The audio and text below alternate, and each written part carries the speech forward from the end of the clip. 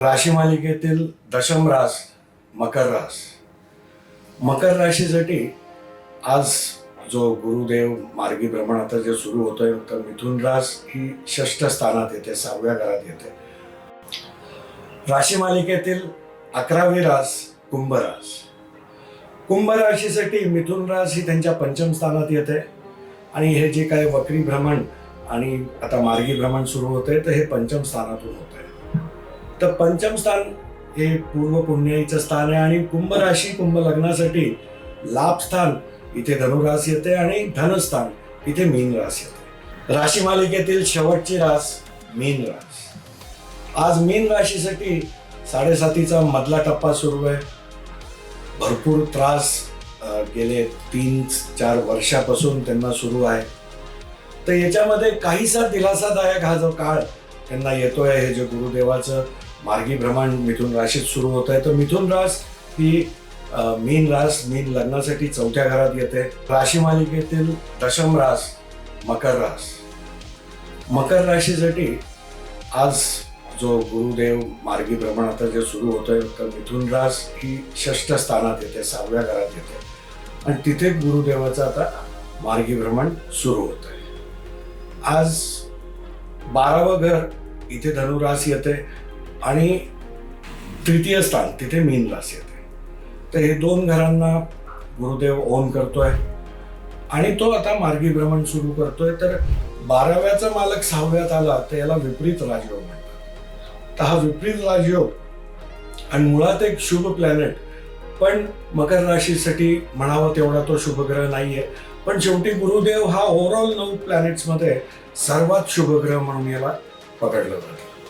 तर आज हे जे मार्गी भ्रमण सुरू होत आहे तर गुरुदेवाचे जे दृष्टी पडणार आहेत तर तिथे आपल्याला मोठ्या प्रमाणावर लाभ मिळण्याचे संकेत आपल्याला दिसत आहेत.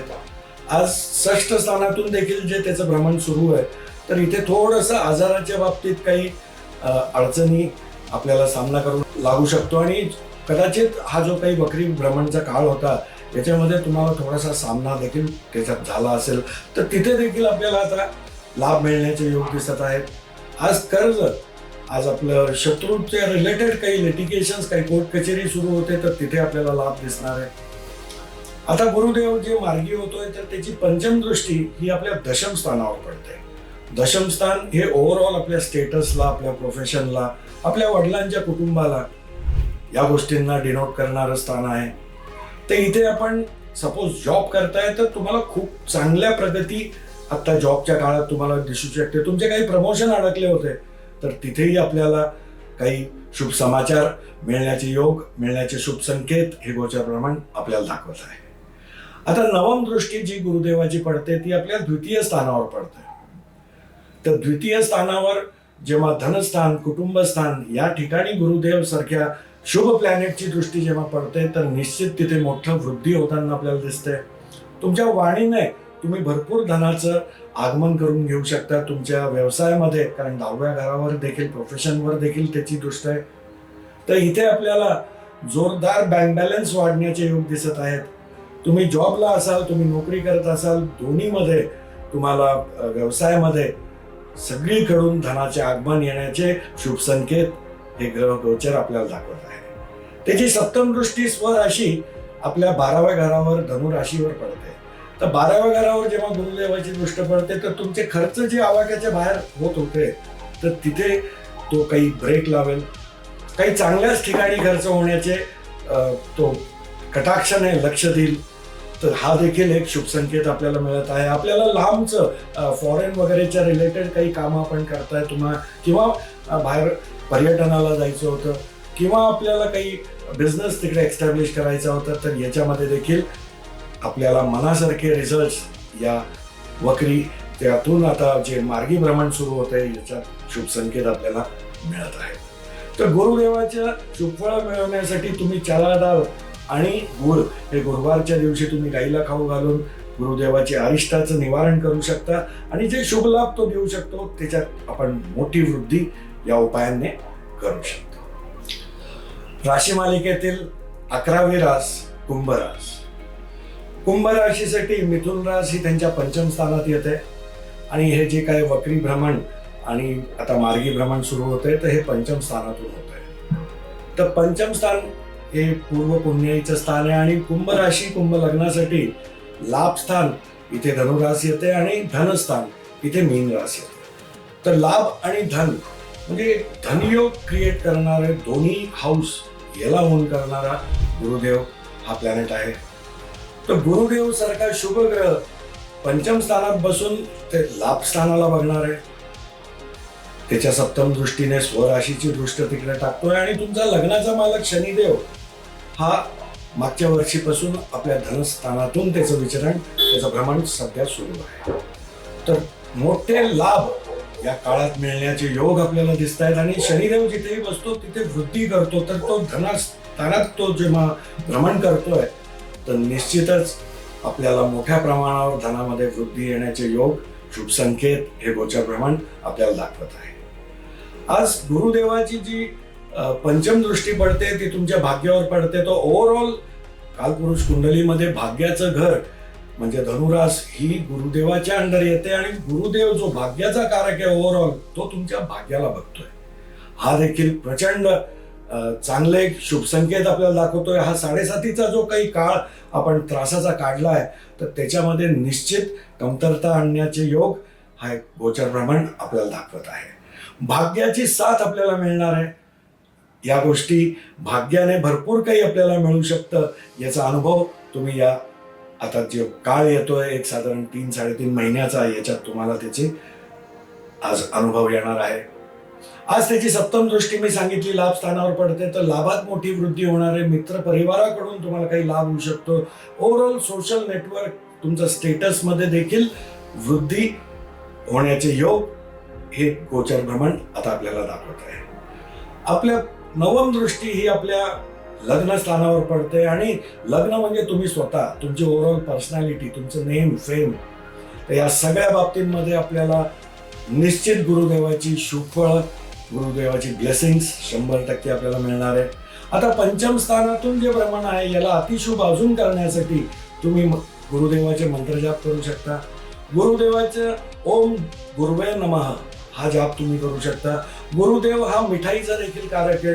पंचम स्थान शाळेला दाखवतं तर घराजवळच्या एखाद्या शाळेमध्ये तुम्ही मिठाईचा वाटप करू शकता. आज तुम्ही गाईला देखील गुरुवारच्या दिवशी पिवळे लाडू खाऊ घालून तुम्ही या ग्रह गोचरला अजून शुभ फलदायी निश्चित करू शकता. राशी मालिकेतील शेवटची रास मीन रास. आज मीन राशीसाठी 7.5चा मधला टप्पा सुरू आहे. भरपूर त्रास गेले 3-4 वर्षापासून त्यांना सुरू आहे. तर याच्यामध्ये काहीसा दिलासादायक हा जो काळ त्यांना येतोय हे जे गुरुदेवाचं मार्गी भ्रमण मिथुन राशीत सुरू होत आहे. तर मिथुन रास ही मीन रास मीन लग्नासाठी 4थ्या घरात येते आणि तिथे गुरुदेव आता मार्गी भ्रमण सुरू करतोय. तर इथे आपल्या मातेच्या रिलेटेड आपल्या वाहन प्रॉपर्टी ओव्हरऑल सुख तर या बाबतींमध्ये आता निश्चित आपल्याला काही सुधारणा काही चांगल्या गोष्टी खुशखबर आपल्याला मिळू शकतात. आज मीन राशीसाठी मुळातच ही गुरुदेवाची रास आहे. लग्नेश याला आपण मीन राशीसाठी पकडतो आणि दशमेश म्हणजे दशम स्थान. तर 2 महत्वाचं केंद्र आणि त्रिकोणचा मालक हा चतुर्थ म्हणजे केंद्रातूनच हा मार्गी भ्रमण आता सुरू करतोय. तर इथे जो काही त्रास आपल्याला सुरू होता तो पूर्ण तर संपणार नाही पण निश्चित सुधारणा या येत्या काळामध्ये आपल्याला बघायला मिळेल. आज गुरुदेवाची पंचम दृष्टी ही तुमच्या अष्टम स्थानावर पडते. अष्टम स्थान हे पीडाचं स्थान आहे. तर ज्या काय पीडा अचानक आपल्या समोर येत होत्या या वक्री काळामध्ये आपल्याला काही अनुभव आला असेल तर तिथे निश्चितच कमतरता होताना आपण बघाल. तुमच्या सासूरवाडीमध्ये काही प्रॉब्लेम सुरू होते तर तिथे देखील आपल्याला निश्चित काही सुधारणा होताना दिसेल. तुमच्या काही इन्शुरन्स रिलेटेड काही मॅटर पेंडिंग होते तर तिथून काही अचानक धनलाभ होऊ शकतो. आज आपल्याला पैतृक संपत्तीचा देखील या काळामध्ये लाभ मिळू शकतो. आज सप्तम दृष्टी तुमच्या दशम स्थानावर पडते. ती स्वराशीची दृष्ट आहे कारण धनुरास येते तिकडे. तर दशम स्थान हे ओव्हरऑल स्टेटस प्रोफेशन आपलं वर्क प्लेस आपल्या वडिलांचं कुटुंब या सर्व बाबतींमध्ये तुम्हाला निश्चित काही ना काही खुशखबर, काही ना काही सुधारणा, प्रगती या गोष्टी दिसणार आहेत. तुमचं ओव्हरऑल स्टेटस या काळामध्ये निश्चितपणे सुधारू शकतं. गुरुदेवाची नवम दृष्ट ही तुमच्या 12व्या स्थानावर पडते. 12वं स्थान हे विदेशचं आहे, आपले कोर्ट कचेरीचं आहे, लॉसेसचं आहे, खर्चाचं आहे. तर इथे आपल्याला सुधारणा होताना दिसेल. आपल्याला खर्चांवर काही याच्यामध्ये काही वेग त्याचा कमी होताना दिसेल. आपल्याला फॉरेनच्या रिलेटेड, कारण फॉरेनचा कारक हा राहुदेव आहे आणि तो फॉरेनच्या घरात म्हणजे 12वं घर फॉरेन आहे. तर तिथे जी गुरुदेवाची देखील दृष्टी आता तिथे पडणार आहे. तर तुम्हाला होणारे लॉसेस निश्चित कमी होतील आणि फॉरेनच्या रिलेटेड काही कार्य तुमची इच्छा असेल तर निश्चितपणे तिकडे तुम्हाला शुभ लाभ मिळू शकतो. तुम्हाला गुरुदेवाचा मंत्र जाप आयुष्यभर करायचा आहे. ओम गुरुवे नमः, ओम भ्रूम बृहस्पते नमः.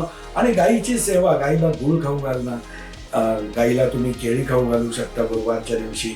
या उपायांनी तुम्ही निश्चित या काळाचा सदुपयोग निश्चित करू शकता आणि तुम्ही पूर्णपणे शुभ लाभ या काळातले घेऊ शकता.